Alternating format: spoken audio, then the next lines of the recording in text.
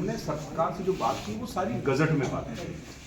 अब तक इजाते आयुक्त से लगाकर, रैंक के कमीशन से लगाकर, काका कालेकर आयुक्त से लगाकर और सरकार की जितनी भी नीति उनके सारे डेटा हम लोगों ने निकाला है और सब पे हमने उन लोगों ने अच्छी तरह से बैठ के एक एक चीज को हमने समझा है।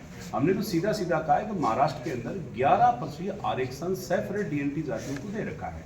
हम तो हमारा ही ले रहे, हम कोई किसी के हिस्से का नहीं मांग रहे, हम किसी के हिस्से का हम नहीं छोड़ना चाह रहे, मगर हम सरकार को आपके आज इस कार्यक्रम के दौरान मैं आपके इस मीडिया से निवेदन कर रहा हूं कि हमने इस बार तय कर लिया है कि सरकार 26 तारीख को हमारा 10% आरक्षण को फाइनल करे, हमारे जहाँ लोग बैठे हैं वहाँ पट्टे की बात करें, हमारे लोगों के आगे जो विसंगतियां हैं नामों की, कभी किसको किसको कर दिया, क्षेत्रीय भाषा में हमें अलग अलग बांट दिया गया। मैं एक छोटा सा एग्जाम्पल दे रहा हूँ कि बागरी को डीएनटी में माना है और बागरिया को डीएनटी में नहीं माना है।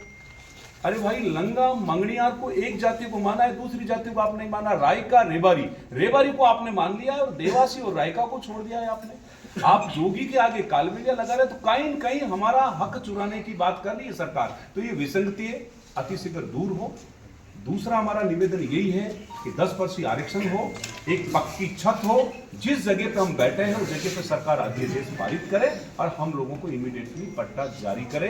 अन्यथा नहीं है तो इस बार तो NS 62 ही जाम हुआ है और मैं आपको कह रहा हूँ इस बार भारतमाला एक्सप्रेस भी जाम होगी।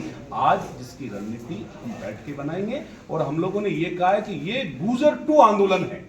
गुजर हमारे भाइयों ने तो बैठ के केवल वहां पटरियों पे बैठे रहे, हम इन पटरियों को ऐसी जगह पे जाके डालेंगे जो सरकार को पता नहीं लगेगा कि पटरियां कहां गई। और हम लोग राजस्थान के 10 बड़े हाई रोड जाम करेंगे। ये वो जातियां हैं जो कड़े धूप में, कड़े ठंड में, कड़े बारिश में सब चीज का पका पकाया समाज है और इन जातियों का हक मार के लोग 25-25 लाख के बंगले और 100-100 करोड़ की प्रॉपर्टी विदेशों में खरीद रहे हैं। हमारा जो हक है, हमारा दिया हुआ जो टैक्स का पैसा है, इस देश के अंदर 1 करोड़ 23 लाख घुमंतु जाति है राजस्थान में।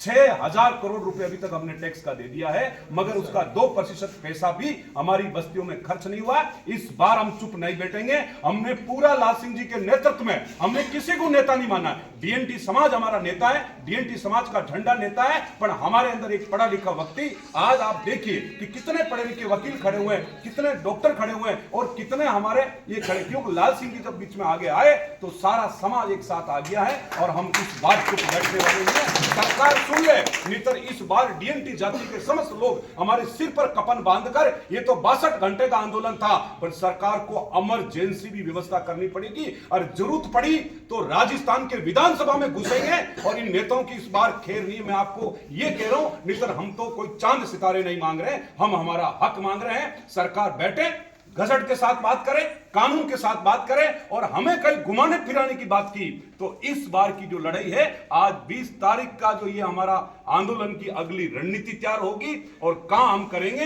एक दिन जब धरना चालू होगा उस दिन वो रोड जाम होगा, दूसरे दिन तीसरा रोड जाम होगा और राजस्थान के सारे स्टेट हाईवे रोड जाम होगा। मेरा नाम रतननाथ कालबेलिया, घुमंतु विमुक्त जाति परिषद प्रदेश अध्यक्ष, राजस्थान भीलवाड़ा।